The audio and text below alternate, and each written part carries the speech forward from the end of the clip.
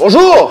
Bonjour à tous déjà, retour chez Zeknova. Vu toutes les questions de la dernière fois, je crois qu'on en a pas mal. Il va falloir qu'on réponde à pas mal de choses parce qu'en fait, l'utilisation des pneus en drift, c'est un domaine un peu spécial. C'est pas comme l'utilisation des pneus classiques. C'est qu'on va s'asseoir, on va se mettre à l'aise parce qu'à mon avis, il y en a pour un moment. Assieds-toi, assieds-toi.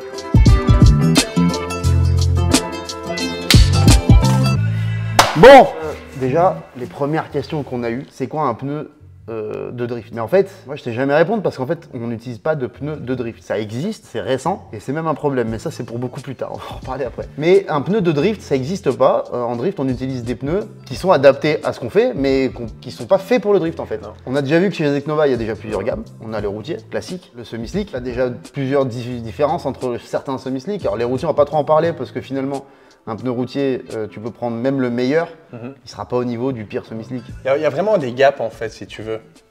Donc si tu prends un pneu de route, tu as les trois catégories. Tu as pneu de route, tu as pneu de semi-slick et tu as les pneus slick, si tu veux. Alors pas dans la comparaison de drift.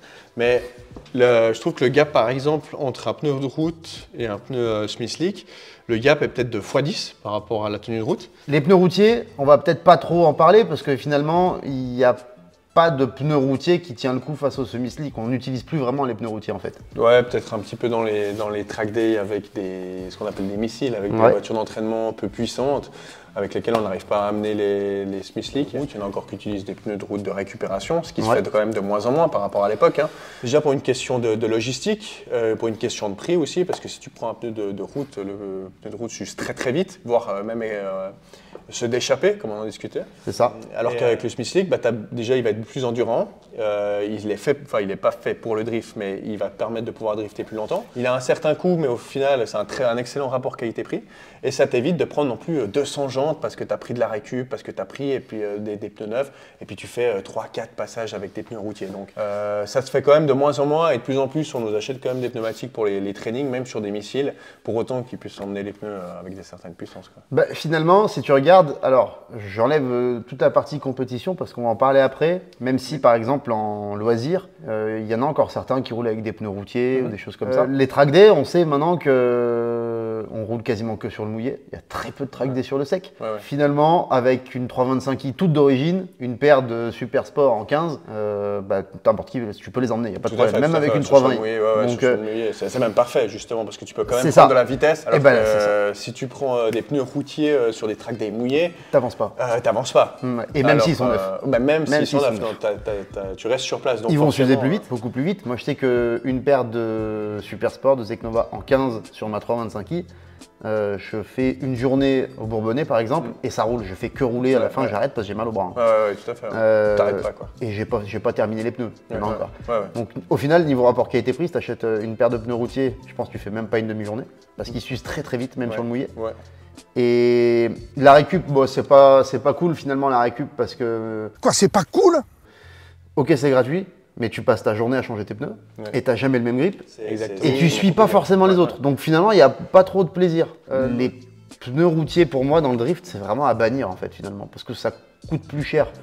Par rapport au temps que tu roules, ça revient plus cher qu'un semi-slick. Ouais, bien sûr. La question principale, c'est quoi un bon pneu de drift en fait? À ton avis, parce que moi j'aime bien, mais je préfère le tien d'abord. Alors pour moi, un bon pneu de drift, c'est quand même un pneu qui dure dans le temps, capable d'accepter les grosses températures, qui a une bonne motricité, parce que c'est important, parce que tu peux avoir un pneu qui dure super longtemps, mais s'il est en caillou, tu n'avances pas, franchement, surtout quand même quand tu commences à avoir un petit peu de puissance, t'as aucun plaisir, parce que tu restes sur place, voire même des fois tu n'arrives pas à linker, parce que tu prends pas de vitesse. Mais après, je pense que c'est surtout un combo, et après on parle souvent du grip latéral, ce qui est aussi important. Énormément de pilotes me disent il a un bon grip latéral, très peu de roulis au niveau de l'accélération. Après, ça se joue énormément aussi avec les réglages de suspension. À l'heure actuelle, c'est très pointu quand même. Pour chercher de la vitesse, il faut travailler sur les réglages, il faut travailler sur les pressions de pneus aussi. Tu viens de le dire, un bon pneu de drift, on cherche de la vitesse. Exactement. Donc un bon pneu de drift, il doit nous donner de la vitesse et du grip latéral. Exactement. Mais pourquoi de la vitesse? Parce que c'est vrai qu'en fait, 99% des gens, ils pensent qu'on veut glisser. Alors c'est vrai qu'on veut glisser, c'est du drift. Mais on veut glisser vite. Quand on voit les points un petit peu, en tout cas en championnat, au niveau de la télémétrie, les points de vitesse comptent énormément. Ça compte. Et rien que même si on prend la vitesse de déclenchement. Donc le but, c'est vraiment en fait que ça catapulte la voiture le plus vite. Et au moment où tu déclenches et que tu remets les gaz, il faut vraiment que la voiture elle soit catapultée et puis qu'elle parte comme un élastique en fait pour vraiment prendre de la vitesse. Exactement. Le but en drift, quand on fait des battles, donc en compétition, c'est quand tu es devant de larguer le mec derrière, quand tu es derrière de coller le mec devant. Simplifiant un max, c'est celui qui va le plus vite qui gagne. Parce que si quand tu es devant, t'avances pas, tu te fais coller et derrière, tu vas te faire déposer. Mais il n'y a pas que ces paramètres-là en fait finalement, parce que c'est bien que ça aille vite, il faut pouvoir faire les deux runs sur des tracés comme on a connu par exemple à Nogaro. Même un peu plus que les deux runs parce qu'il faut quand même compter la zone de chauffe. Exactement. Et tu n'as pas le droit d'éclater ton pneu avant la fin parce que sinon ça va mal se passer. Je me rappelle de certains à Nogaro qui étaient obligés de lever le pied sur la fin du premier run pour pouvoir faire le deuxième. Effectivement, c'est pour ça qu'il est très plébiscité par les drifters parce que du coup, en fait, vu qu'il a plus de gomme, ça te permet en tout cas d'assurer ces deux runs avec ta chauffe. On parlait de grip latérale. C'est quoi qui donne du grip latéral sur un pneu? Pour moi, c'est la gomme, forcément, mais beaucoup aussi la carcasse, la structure du pneu. Oui. Donc en fait, parce que ça, c'est des carcasses dures. Si on prend une carcasse d'un pneu routier, carcasse renforcée. Si on prend un pneu routier, la carcasse, on la prend, on fait ça avec. Ouais, tout à fait. Là, on peut y aller quoi. Ce qui est important en fait avec les flancs renforcés, au moment de la transition, donc vraiment tu auras tout le poids de la voiture qui va s'appuyer sur le pneu extérieur. Si le pneu se déforme moins. Il ne s'écrase pas, par contre il se déplace un petit peu. Exactement, comme ça, il se déplace mais il ne s'écrase pas en fait et ça permet de continuer d'utiliser sur la largeur de bande de roulement le pneumatique, qui te permet vraiment de réaccélérer et de catapulter ta voiture. Plutôt que d'aller au bas. Donc ça c'est la première chose. Deuxième chose, la motricité. La motricité elle est induite par la gomme, le dessin peut-être aussi, la surface de contact au sol. Là, vous avez une surface du contact au sol qui est pas non plus énorme. Vous avez quand même beaucoup de profils, beaucoup d'ouvertures, principalement pour une évacuation d'eau, mais aussi pour une évacuation de température. Il faut qu'il puisse accepter la température. Et en fait, ces ouvertures, ce profil-là permet en fait quand même de pas trop surchauffer. Ok. Dans le drift, on prend des températures qui sont quand même vachement extrêmes. Des fois, on voit des feux, des pneus qui prennent feu. Qui prennent feu, ouais. Puis du coup, il n'y a pas de fumée sans pneu. Mais...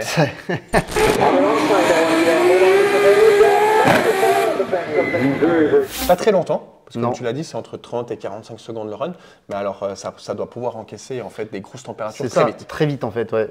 Et surtout, alors que ça prenne feu, ça reste assez rare. Mais par contre, il faut que ce soit des gommes qui aient une montée en température, entre guillemets, assez progressive pour pas aller jusqu'à la surchauffe tout de suite. Ouais. Et qu'en fait, c'est les mêmes caractéristiques qu'un pneu de grip finalement. Parce qu'un pneu de grip, quand tu le fais trop chauffer, tu vas perdre le grip pareil. Exactement. Donc vraiment, ça se rapproche. C'est les mêmes pneus finalement. Exactement. Parce que dans les deux catégories, le but c'est d'aller plus vite. Le but c'est d'aller plus vite. Sauf qu'il y en a un que c'est droit, on va dire, et l'autre il est en travers. Mais le but c'est d'aller plus vite. Dans les deux catégories, peu importe, même n'importe quelle course, on va dire automobile, le but c'est d'aller plus vite. Et ça c'est un truc qui est vraiment important à comprendre. C'est comme tous les autres sports auto, le but c'est d'aller plus vite. C'est celui qui va le plus vite qui va gagner. Comment on choisit son pneu en fait? Par exemple, on va prendre trois exemples. Une voiture de 400 chevaux qu'on roule en peut-être, je sais pas, en loisir. Tiens, ça peut être bien parce qu'il y a des spécifications en loisir. Donc comme ça on en parle. Une voiture de 600 chevaux et une voiture de 900 chevaux. Est-ce qu'il y a un choix après personnel? Est-ce que c'est par rapport au style de conduite? Est-ce que c'est aussi, je sais pas, comment on fait pour choisir vraiment le bon pneu qui correspond? Alors, ce qui est toujours important, c'est de prendre en compte la puissance du véhicule et le poids. C'est-à-dire qu'en fonction de la puissance, il faudra adapter la taille. Sachant que la taille maximum, en tout cas pour en compétition au championnat de France, c'est 265. Peu importe, tu peux être en 20 pouces si tu le désires. Ah non. C'est vrai? C'est 18 maximum, le diamètre. T'as pas le droit de rouler plus gros que 18. Mais il y a un mais en fait. Si ta voiture est sortie d'origine en 19, tu peux rouler en 19. Si elle est sortie d'origine en 20 pouces, tu peux rouler en 20 pouces. On a beaucoup de clients qui nous demandent justement quelle largeur de pneu ils doivent utiliser par rapport à leur puissance. Et le but, c'est que c'est pas d'avoir des pressions extrêmes pour pouvoir amener la voiture. En fait, il y a un truc qui est important, ça c'est vrai, et c'est un truc qu'on voit beaucoup en drift. Des jantes qui sont trop grosses par rapport aux pneus, les pneus qui sont, même s'ils sont un tout petit peu tendus, c'est pas bon. Il vaut mieux, les flancs, c'est fait pour être droit. Voilà. Ils sont faits pour être droit, absorber en fait et pour travailler correctement. Il y a des ingénieurs qui se font chier à faire une carcasse, c'est pour qu'elle travaille correctement. Tout à fait. Ça c'est vraiment un truc où vraiment ça c'est important. C'est vrai qu'on le dit pas assez, on n'en parle pas assez. D'avoir la bonne taille de jante avec la bonne taille de pneu, avec le bon moteur. Avec voilà, il faut que ce soit tout accordé. Parce que tu peux prendre le meilleur pneu du monde, si tu le mets sur une voiture qui n'a rien à voir avec ce que tu veux, ça marchera pas en fait. Clairement, d'avoir des pneus adaptés à la puissance de la voiture, c'est la base. Mais moi, je suis d'accord avec toi, 550, 600 chevaux, 265, ça s'emmène sans problème. Sans mettre des pressions de débile. En dessous, ça sert à rien. Un bon 245 avec 450 chevaux, C'est pépite, hein. Ah ouais. Et ça veut pas dire que tu vas forcément moins vite finalement. On a parlé des pneus routiers, on a parlé des semi-slicks, et on nous pose souvent la question, pourquoi quand il fait beau, on met pas des slicks? Bah, tout simplement parce que c'est interdit en fait en compétition. Par contre, je pense que tu dois prendre des vitesses quand même folles, quoi. C'est à tester parce que quand tu regardes, alors attends, on va pousser celui-là 2 minutes, quand tu regardes, en termes de surface de contact avec le sol, si tu compares avec ça, C'est pas la même. Hein. ben je pense que t'es au double, non? Facilement, ouais. Il y a des pourcentages qui sont calculés, je les ai pas en tête. Par contre, niveau épaisseur de gomme, il n'y en a pas beaucoup sur un slick. Non. D'ailleurs, les trous qui sont là, les petits trous qu'on voit sur les slicks, là, c'est pas des bulles d'air quand il a été moulé. Hein. Ça, c'est quand il n'y a plus le trou, c'est mort. C'est comme sur les semi-slicks, il y a les témoins aussi. Voilà. C'est plus des témoins en fait d'usure routière. Malgré le fait que ce soit interdit, imaginons que ce soit autorisé, faudrait beaucoup plus de chevaux, à moins de mettre des durs, qui aurait du coup plus trop d'intérêt en soi. Et puis on casserait des transmissions à foison. Mais déjà, une question de coût, tu vois. Un développement de slick, c'est énorme. Il y a beaucoup de gomme, mine de rien. Enfin, ce qu'on se rend pas compte, mais étant donné qu'il n'y a pas de profil, bah forcément, il y a beaucoup de gomme sur le pneumatique. C'est complètement une autre construction. Et déjà, ça coûterait très très cher. Je suis pas sûr qu'on arrivera à faire de passage. Alors ça, c'est un XSS 101 Zegnova. Hein. RRS 100. RRS Ouais, Oui, bon, ça va. Hein. C'est pas un X. Donc ça, c'est un RRS 100. 100. Combien ça coûte un pneu comme ça? Là, en l'occurrence, on est quand même sur une taille assez grande, donc 250, 650. Effectivement, dans la première vidéo, on a parlé des tailles de pneumatiques. Les tailles de slick sont complètement différentes. C'est ce que je viens de voir, je comprenais pas du tout à quoi ça Alors en ressemble. fait, c'est assez simple, c'est que en fait, dans les slicks, on peut pas se prendre la tête avec des hauteurs en poussant, de la largeur, etc. Tout est en millimètres. Ok. Dans cette taille-là, leur prix client, on a aux alentours des 220 euros. Pièce. Pièce. Oui, effectivement, ça coûterait cher. Si tu prends des slicks Michelin, si tu prends des slicks Yokohama, Avon, etc., dans cette taille-là, on est plutôt aux alentours des 500 francs. Donc voilà, pour répondre à la question de pourquoi on roule pas en slick, déjà parce qu'on peut pas, d'autre part c'est parce que ça coûterait beaucoup trop cher. Ouais. Et si on peut pas le faire, il y a une bonne raison à ça. C'est parce que si on limitait juste la taille et qu'on autorisait les slicks, on se retrouverait avec des différences de grip et donc de vitesse énormes pour des questions de budget finalement. Parce que Ouais, tout à fait, bah, c'est une course à l'armement. 200-300 balles le Ouais, pneu, ouais. donc ça nous fait à peu près allez, 500-600 euros la paire de pneus arrière pour faire 2 passages, ça reviendrait très cher. Malheureusement. Peut-être que 1/10 du plateau pourrait se les payer. Ça nous amène à une question, je sais pas donc si vous, de votre côté, vous avez pu voir un petit peu les actualités côté Driftmaster et pas que. C'est vraiment, voilà, c'est dans le championnat, c'est des choses que... en interne entre C'est les des pilotes, choses qui sont en interne, c'est vrai qu'on parle pas souvent de ces choses-là. Moi j'aime bien expliquer en fait comment ça se passe. Il commence à y avoir des pneus, donc depuis tout à l'heure on a expliqué que voilà, on utilise des pneus qui sont faits pour le grip, qui sont homologués pour la route, etc. On n'utilise pas des pneus spécifiques au drift, mais il y a quelques marques qui ont décidé de faire des pneus spécifiques au drift. Ben, ça commence un peu à poser problème. C'est pas très polyvalent en somme, mais ils arrivent à avoir des performances qui sont excellentes, mais même des fois tellement excellentes que ça cause plus de problèmes mécaniques. Ouais, tu peux perdre des battles sur de la casse. Alors faut savoir qu'un pont qui tient 1000 chevaux et beaucoup de grip, c'est un pont qui coûte environ 8000 euros. C'est-à-dire que tu as 5000 euros le bloc lui-même et tout ce qui va autour, il y en a pour 8000 balles. Il faut avec ça les cardans qui coûtent entre 2000 et 2500 euros. Ensuite, il y a la boîte. Une Samsonas posée avec les accessoires, c'est entre 15, 16, 17, 18. Disons, on a un package à 30 000 balles, hein, facile. Les mecs arrivent à en descendre deux par week-end.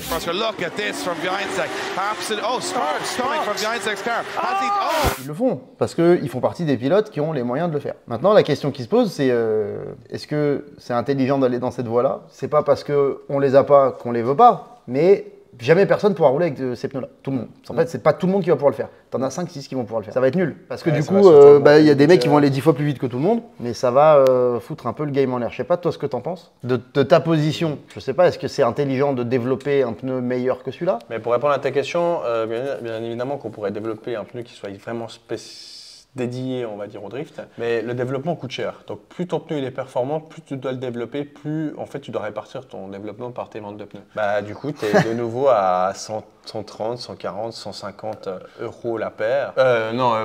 150 euros le pneu. C'est ce qui ferait des budgets en fait gigantesques par course. C'est pas vraiment notre politique parce qu'il faut quand même que ça reste accessible. Faut pas créer des gaps en fait, une espèce de course à l'armement. C'est déjà un petit peu le cas avec les puissances. Hein, c'est pour ça que je parle de ça parce qu'on parlait des tailles en fait. Ouais.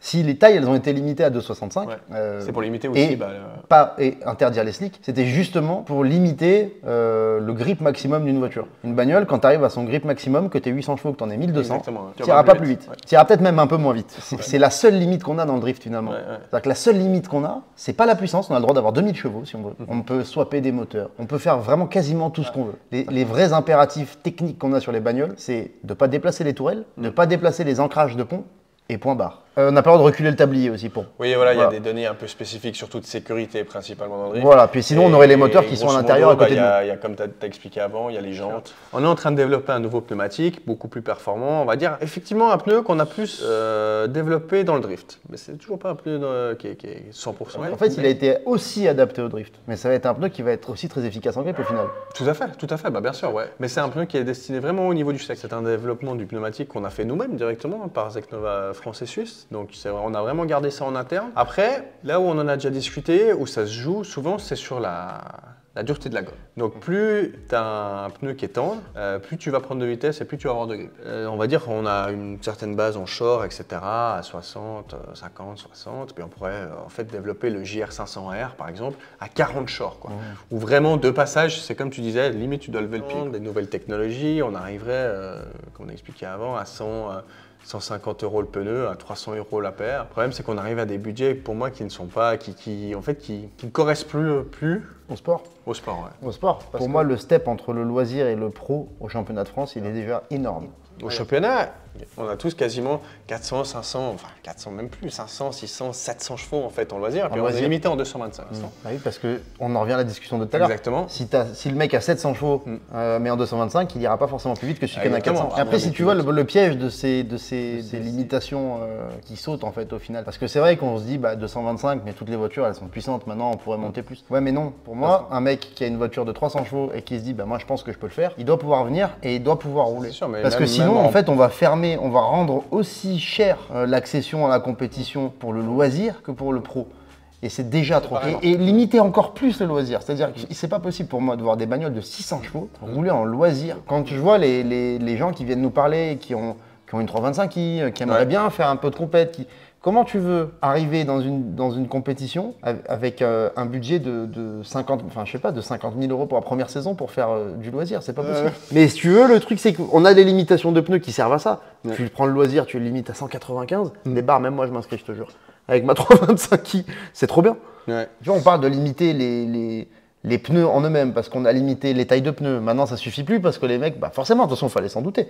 Que si on peut pas optimiser sur la taille, on va optimiser sur la gomme, on va mettre du méga tendre, machin, et tant pis pour les prix, et il n'y en a pas beaucoup qui peuvent l'acheter. Mais non, voilà. c'est pas la bonne solution. Non, c'est pas la bonne solution. Ils vont nous donner leur avis d'ailleurs dans les commentaires. Dites ce que vous en pensez, parce que peut-être ça c'est notre point de vue à nous. Il faut que tu aies une certaine homogénéité et que tous les pneus, même de nos concurrents, etc., soient assez homogènes. Si, il faut qu'il y ait une logique dans tout ça pour moi. Et en fait, tu vois, cette histoire de pneus, on a une restriction qui a été contournée. Il faut vite faire quelque chose, à mon avis.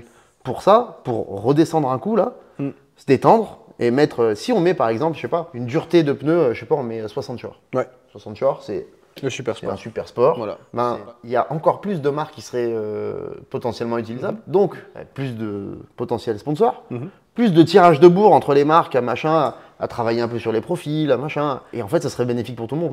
Est-ce que si par exemple demain on dit, on va instaurer une nouvelle règle, la dureté minimale d'un pneu pour le championnat de France, c'est 72 shorts. C'est dur. Fabriquer des pneus durs, finalement, ça revient moins cher, non? 72 shorts, ça veut dire que si ça se trouve, prenons, je sais pas, Courant-Ternois, la vitesse moyenne, elle va descendre de quoi? 2, 3 km? Peut-être même moins. Parce qu'on a vu qu'au final, la vitesse moyenne, quand tu arrives avec un pneu qui grille beaucoup plus que les autres, tu vas arriver beaucoup plus vite, donc tu vas freiner beaucoup plus fort. Certes, tu vas ressortir beaucoup plus vite et tu vas refreiner beaucoup plus fort. Et on l'a vu, on a vérifié tous les deux. Tout à fait. C'est-à-dire qu'avec un pneu excellent et un pneu bon, la vitesse moyenne, c'est la même. Alors, elle peut être moins bonne avec le meilleur des pneus. Mais par contre, en battle, tu as forcément l'avantage. Oui. Parce que tu vas prendre ça beaucoup de vitesse. Un effet accordéon. Ça va faire le yo-yo, en fait. Et le mec derrière toi, il va être obligé. Si par exemple, toi, tu es avec les excellents pneus et que l'autre derrière, il est avec les normaux, lui il va te diver comme un cochon. Toi tu vas ressortir, tu vas le larguer, mais tu vas arriver trop fort, tu vas freiner plus tôt, lui il va te rediver. Et ça va pas être joli à voir. Au final, si on avait tous du dur, on n'irait pas beaucoup moins vite, c'est-à-dire que niveau spectacle, ça changerait rien à la vitesse de passage, on va dire. Ou très peu, franchement, à l'œil, je pense que c'est plus une impression qu'autre chose. Ouais, c'est possible. Ça changerait pas grand-chose. Par contre, niveau spectacle en battle, ça serait vachement plus beau, non? Bien sûr, en fait. Moi je pense. Plus t'es homogène, plus ça se joue. C'est pareil, ça c'est un avis perso et c'est aussi des questions que je pose. C'est-à-dire que vraiment, que ce soit toi ou que ce soit ceux qui nous regardent, pour ceux qui poussent un peu et qui s'intéressent vraiment, votre avis il est aussi important. Parce que finalement, c'est vous qui regardez, c'est vous les spectateurs, c'est vous pas les premiers intéressés, parce que ça c'est nous, parce qu'on est dans la bagnole, mais les premiers à regarder, à profiter du spectacle, on va dire finalement. Nous, Il y a des nouvelles marques qui arrivent, il y a des nouveaux développements, il y a des marques de pneus qui arrivent avec des pneus très chers. Donc on peut faire des pneus aussi très performants comme eux. Bah, c'est ça la question, est-ce que c'est intéressant de réagir ou est-ce que ça va rendre les choses moins intéressantes? En fait, je pense que c'est quand même une décision qu'on doit prendre tous ensemble, assez rapidement. En fait. Oui, très rapidement. Très rapidement même.